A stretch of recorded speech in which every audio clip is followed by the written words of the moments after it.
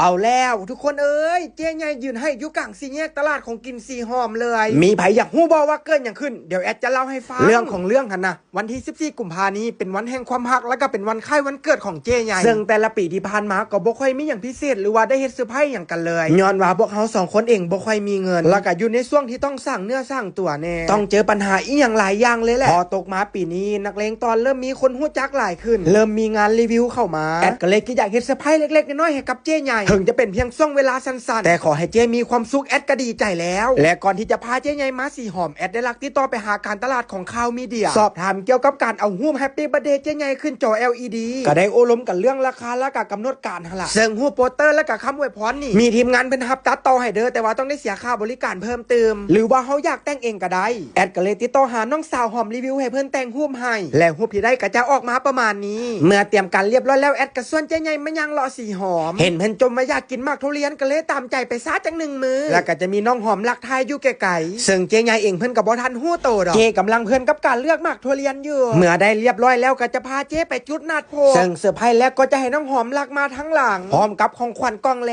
จะเป็นมันโถเลดเวลเวทที่สั่งจองมาจากห้านน้องสาวเพชรคนงามห้านเบสิกแซนิดบันสำหรับคนที่สงสัยว่าเป็นอย่างแอดคือบ่เอาดอกไม้หรือว่าตุ๊กตาให้เจ๊ใหญ่ขอตอบตามตรงเลยว่าเจ๊ใหญ่เพิ่นแพ้ฝุ่นแล้วก็แพ้ละอองแกสอนดอกไม้แอดก็เลยเลือกให้ของกินที่มีขายเฉพาะเมื่อวันวาเลนไทน์เท่านั้นส่วนเรื่องเงินน่ะบ่ต้องถามหาเด้อเพราะว่าเงินที่ได้จากการเฮ็ดเวียกนั้นเข้าบัญชีเจ๊ใหญ่ทั้งหมดเลยและในช่วงที่เจ๊ใหญ่เพิ่นกำลังกินเพลินๆแอดก็ได้ส่งหาทางทีมงานให้เพิ่นเอารูปขึ้นหน้าจอเลยเจ๊ใหญ่เฮาก็บ่ได้สงสัยหยังเพราะว่าค้ากินอยู่ตอนแรกหันยืนใกล้หน้าจอโพดก็เลยว่าให้เจ๊ยับมายืนอยู่แถวแคมทางจังจะได้เห็นภาพหน้าจอกวงๆเว้าแล้วก็สิให้ไปเบิ่งภาพตอนสดๆกันเลยเด้อแซ่บบ่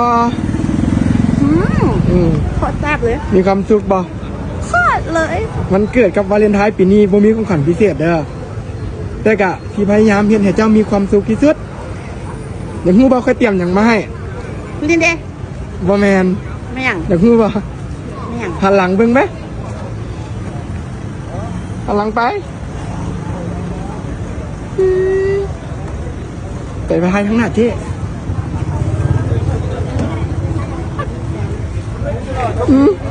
เป็นจังได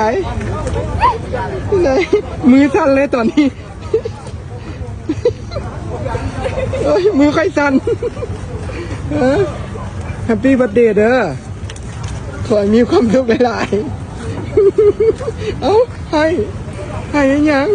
เจอสะพายดอกนี่เข้าไปเจ๊ใหญ่น้ำตาแตกเลยทุกคนเอ้ยขนาดว่าน้องหอมเองเห็นแล้วก็ยังน้ำตาซึมนำส่วนแอดนาบ่ให้เว้าเลยเป็นคนเตรียมการแท้ๆก็ยังมือสั่นแต่ว่าเห็นแล้วก็อดยิ้มบ่ได้ตั้งแต่คบกันมา3ปีนี่คือสะพายแรกที่แอดมีให้เจวันเกิดปีนี้ก็ขอให้มีความสุขหลายๆเด้อขอให้เจสุขภาพแข็งแรงอายุมั่นขวัญยืนคิดหวังสิ่งใดก็ขอให้สมใจปรารถนาทุกสิ่งทุกประการนะจ๊ะแล้วก็ขอให้ FC ทุกคนฮักนักเลงตอนและคู่ฮักนักเลงตอนไปแบบนี้ดนๆเด้อเฮาหากันจนพอ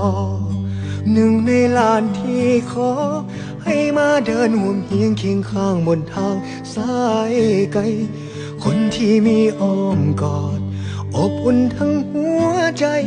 มือที่กำกอดไว้จะบ่ปล่อยให้ห่างเหิน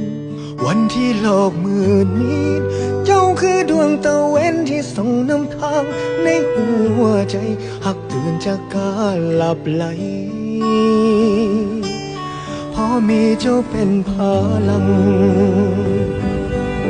จะเป็นหักสุดท้ายครั้งเดียวต่อให้วันเวลาจะหมุนเวียนเปลี่ยนไปโดนนานเท่าใดใจคงเดิมบ่เลือนลางจางหาย